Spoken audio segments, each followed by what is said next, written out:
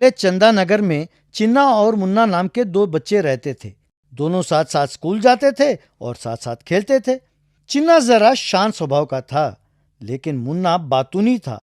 हमेशा कुछ ना कुछ बोलता रहता था, सामने वाले को बोलने का मौका ही नहीं देता था।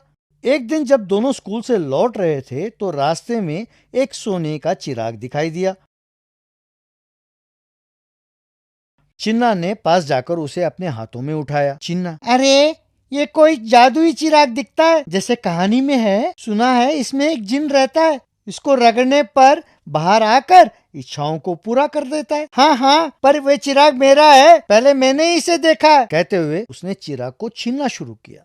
चिन्ना, ये अन्याय है, मैंने ही इसे पहले देखा था। कहते हुए उसे जोर से पकड़ा।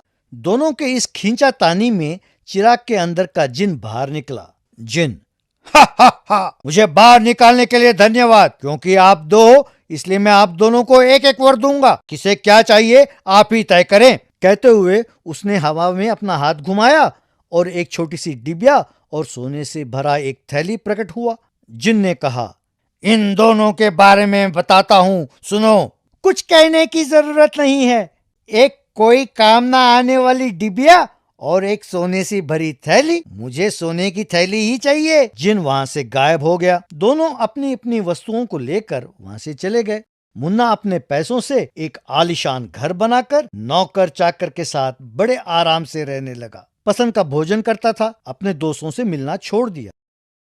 कुछ दिन बाद उसके पास जो पैसे थे वो खर्च हो गए। नौकरों को तनख्वाह ना मिलने की वजह से वो घर छोड़कर चले गए। पैसे खत्म होते ही उसे अपना घर बेचना पड़ा और वो जाकर एक पेड़ के नीचे रहने लगा।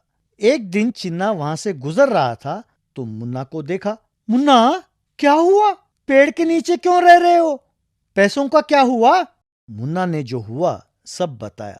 तब चिन्ना, अरे रे, ठीक है, तुम मेरे साथ आकर रहो, तुम्हें कोई कमी नहीं होने दूंगा, ठीक है? वहां से दोनों चले गए।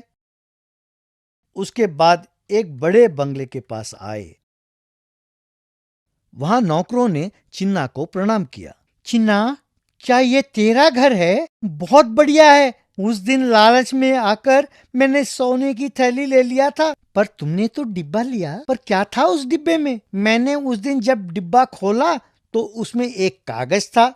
उसमें लिखा था कि जब भी तुम डिब्बा खोलोगे उसमें सोने के सिक्के मिलेंगे। इस तरह जब भी मुझे पैसों की जरूरत होती है तो मैं डिब्बा खोलकर सिक्का निकाल लेता हूँ। इसी तरह धीरे धीरे से ये सब कुछ बनाया है।